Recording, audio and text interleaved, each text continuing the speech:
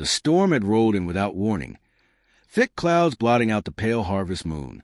Rain slapped against the stained-glass windows of St. Augustine's Church, painting the Virgin's face in trembling streaks. Sheriff Nathan Cole stood in the nave with his German shepherd Jax, the dog's nails clicking on stone. Jax had gone rigid, ears pinned, nose twitching toward the far end of the church. Then, without hesitation, the K9 bolted toward a rotting wooden door that led down to the basement. His claws raked against it with frantic urgency, each scratch echoing like a warning in the hollow church. Something waited behind that door, something that wasn't meant to be found. If stories like this grip you, stick around for more. We share them often. The church smelled of mildew and candle wax. Though the storm raged outside, the old nave felt unnervingly still, as if the air itself was holding its breath. Sheriff Nathan Cole ran a hand down the slick handle of his flashlight and aimed its thin beam at the basement door, where Jax continued clawing, though it shuddered beneath the dog's weight.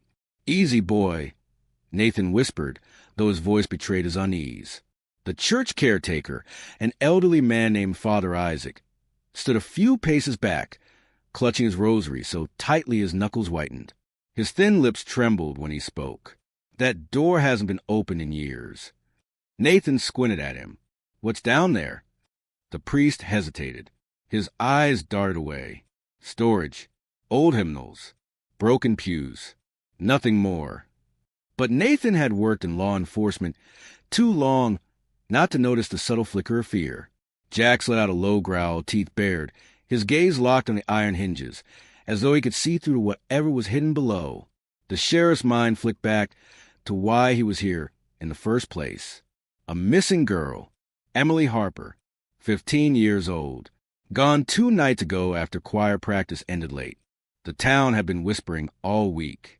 Small towns always whispered. He bent down, ran his hand over the door surface. Damp, cold, a faint smell lingered, something sour beneath the mildew, like iron or rot. His stomach tightened. "Father Isaac," he said carefully, "if this door hasn't been open in years, how do you explain that smell?" The priest's throat bobbed as he swallowed. "The storm, perhaps. The damp rises." Nathan straightened, studying him. The man's cassock looked older than the church itself, frayed at the cuffs, buttons dulled. He'd always struck Nathan as harmless, even kind. But tonight his eyes refused to meet the sheriff's. Jax barked sharply, startling them both. The dog pawed harder, his nails digging splinters from the wood. The storm boomed above them, thunder rattling the stained glass, as if the heavens themselves wanted to drown out the sound. Nathan sighed and pulled out his keys.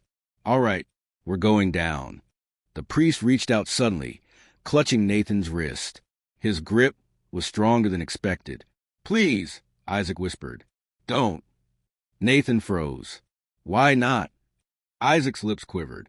"Some doors are meant to stay closed." The sheriff didn't reply. He shook free of the old man's grip, motioned Jax back, and forced the door open. Rust screamed from the hinges, and a gust of stale, icy air poured upward, carrying with it the unmistakable stench of something long dead.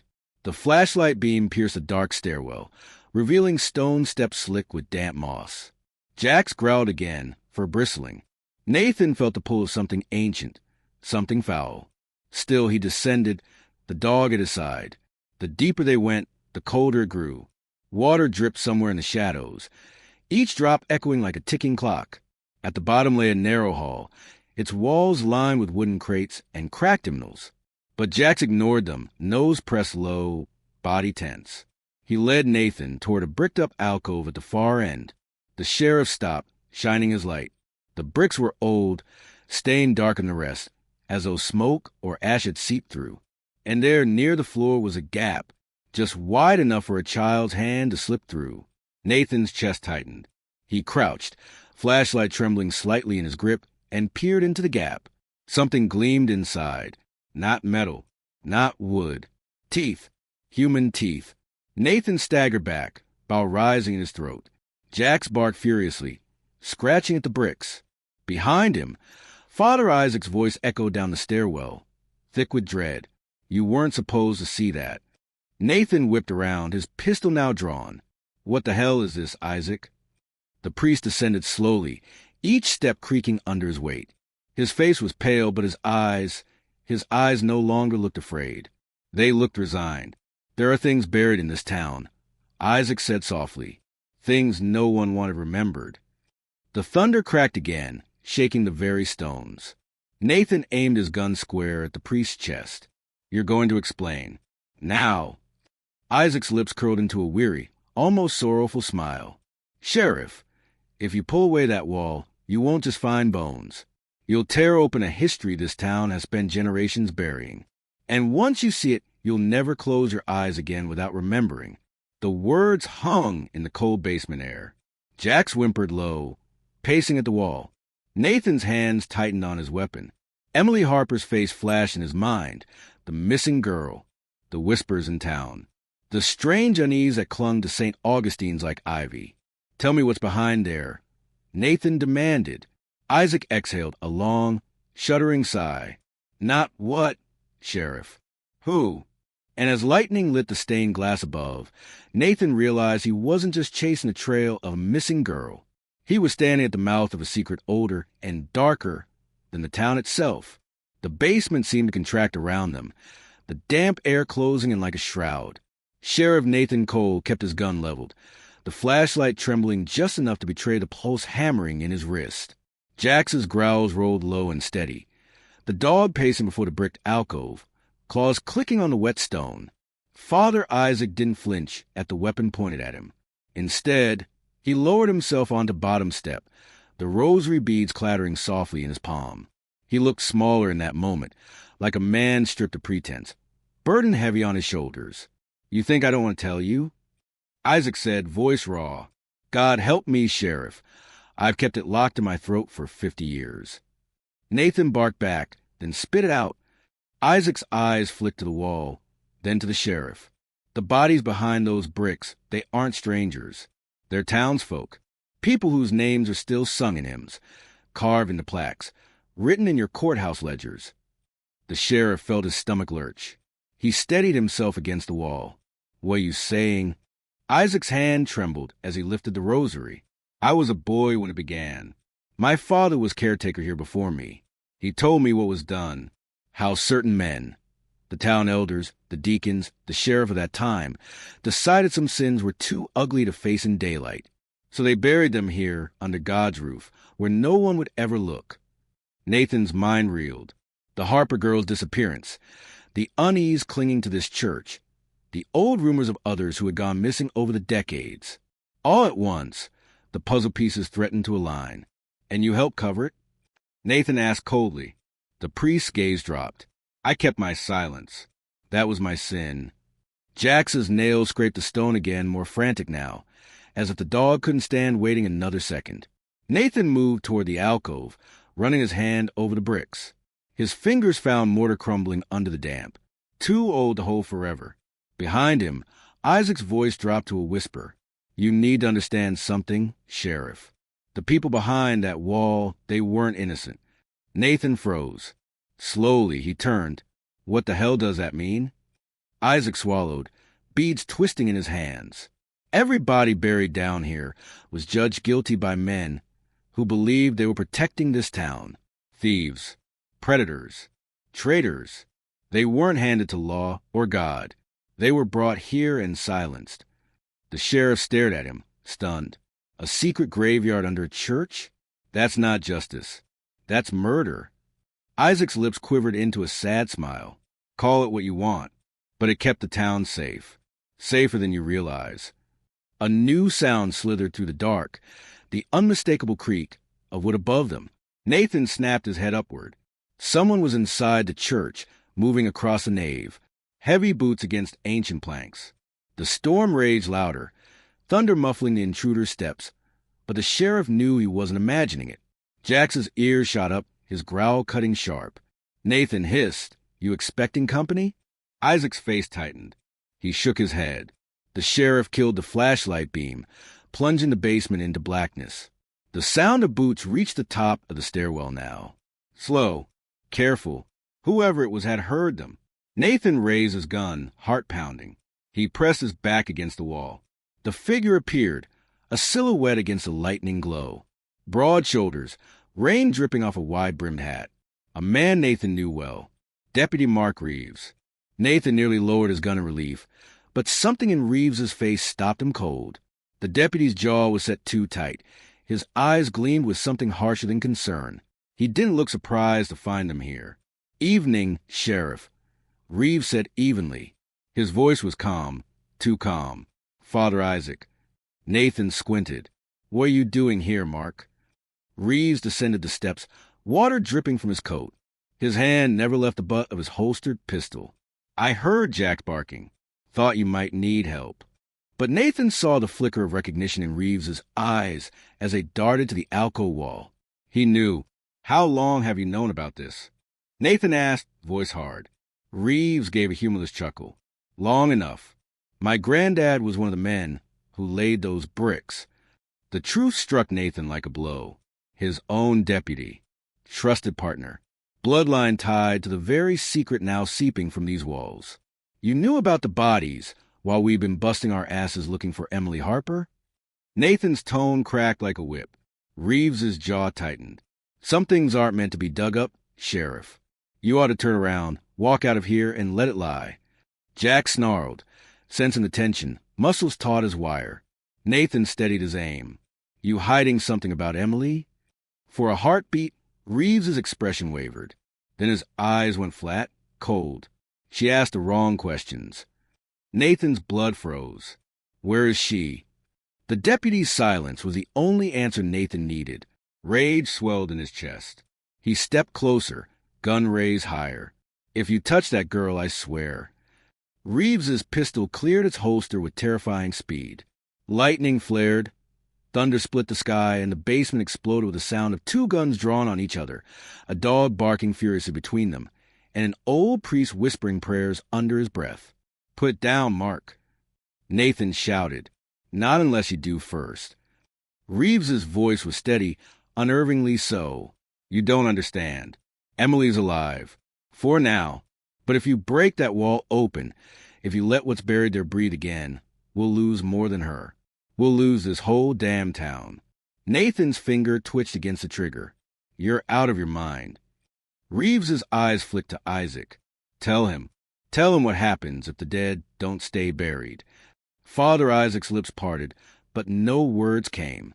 His gaze darted helplessly between the two men. "Tell me." Nathan barked. The priest's voice cracked when it finally came. "The ones buried here, they were dangerous, Sheriff. Some of them weren't entirely natural." Nathan stared at him, stunned. "What the hell are you talking about?" Reeves's voice cut in, sharp as a blade. "He means curses, Nathan. Old sins. Call it what you want. But those bodies aren't just bones. They carry something. Something that seeps out if disturbed." Nathan wanted to laugh, to dismiss it as madness, but Jack suddenly yelped, stumbling back from the alcove wall. The dog's ears pinned, tail tucked, as if something on the other side of the bricks had moved. The sheriff's mouth went dry. He aimed his flashlight back at the gap, and in that thin strip of blackness between the bricks, he saw it. An eye, not the dull eye of a skull. A living one, wide, bloodshot, staring right at him. He staggered back. His heart slammed against his ribs, throat burning with disbelief. The thing behind the wall whispered. The sound was faint, wet, like words dragged through water. "Nathan." The gun nearly slipped from his hands. Jax barked wildly, lunging at the bricks. Reeves cursed, shoving his pistol toward the wall as though aiming at a ghost. Isaac dropped his rosary, his voice breaking in prayer. "God forgive us. It's still awake." The storm thundered above, shaking the church to its bones. And Nathan realized with dawning horror, whatever secret had been buried in this basement hadn't stayed dead. The whisper hadn't been an echo. Sheriff Nathan Cole knew echoes. This was a voice, slithering through the cracks like smoke, curling into his ears. Jax lunged again at the bricked alcove, teeth gnashing, claws desperate. The dog's fury was primal, protective.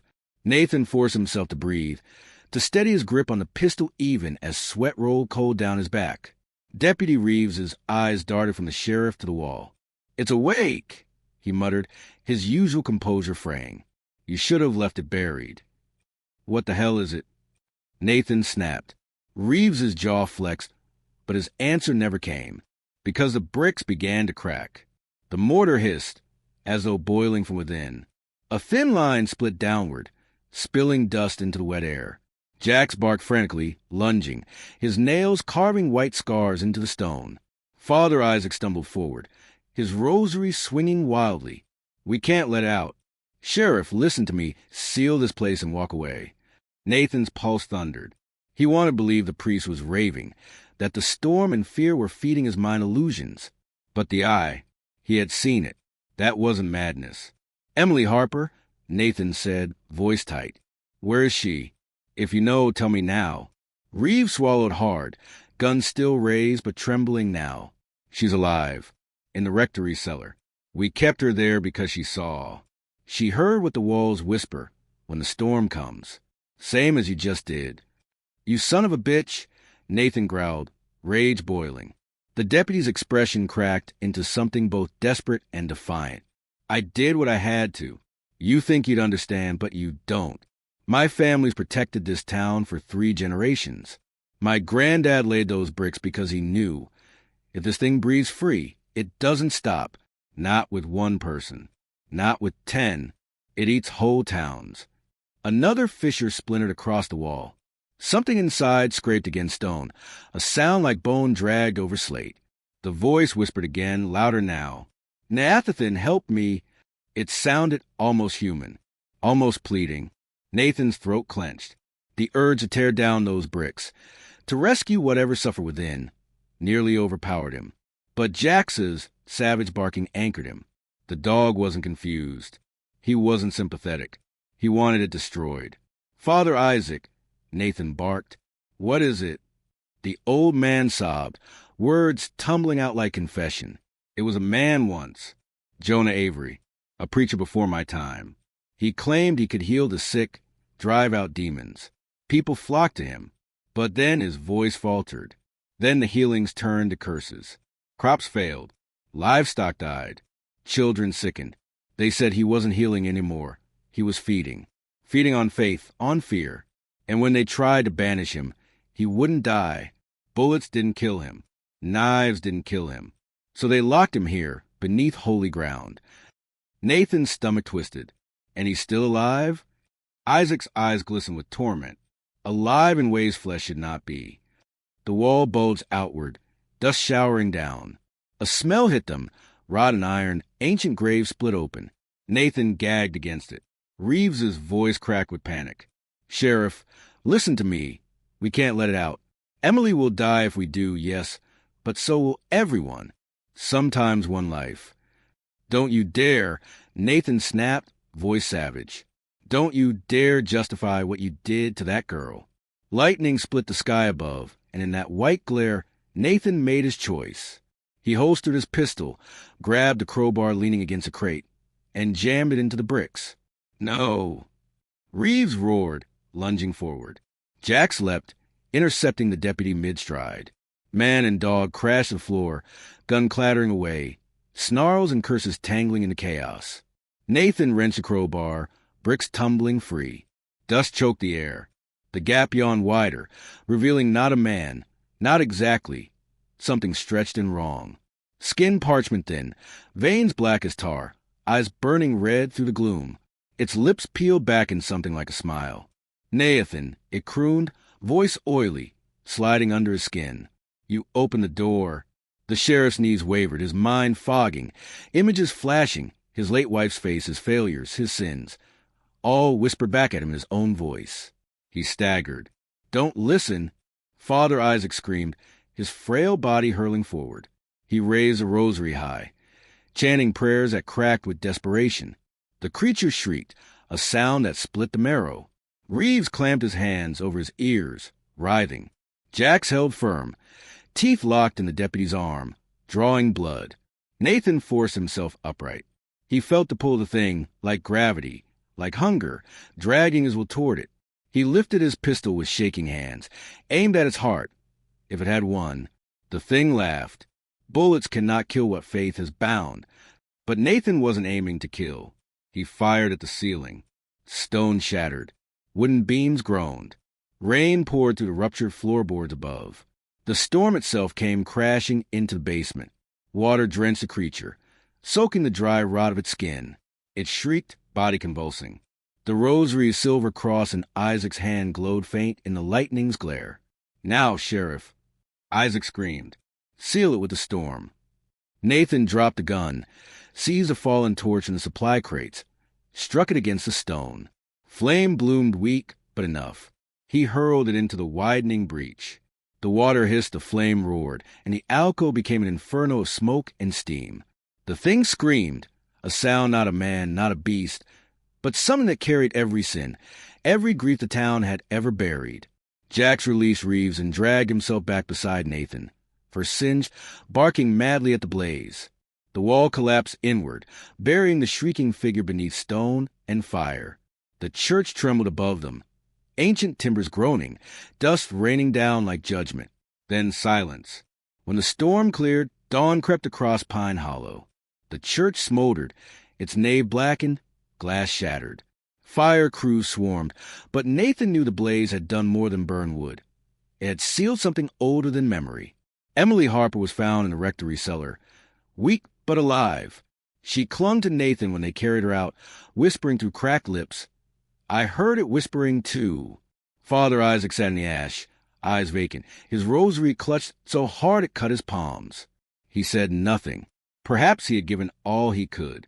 Deputy Reeves was cuffed and taken in, his arm bandaged, his face pale. He didn't fight, didn't deny. He only repeated one thing under his breath as they hauled him away. You think it's over, but the dead don't forgive. Weeks passed. Pine Hollow tried to return to routine, though the church remained a blackened husk. Cordoned off by yellow tape, folks avoided speaking of it as small towns do. They whispered instead. They wondered. Nathan kept Jax close. The dog's wounds healed, but some nights he still growled in his sleep, paws twitching as though scratching at unseen doors. On one such night, Nathan walked the quiet streets, unable to rest. He stopped at the church ruins, staring at the stone steps leading down into darkness. He thought of Isaac's trembling voice, of Reeves's betrayal, of Emily's haunted eyes. The storm had buried something, but had it destroyed it, or only lulled it back to restless sleep? Nathan closed his eyes, hand resting on Jax's fur. In the silence, he thought he heard again, soft, almost kind. Nathan, his chest tightened. He didn't know if it was real, but he whispered back anyway. No more. And with that, he turned away, leaving the ruins behind, the weight of history pressing forever on his shoulders.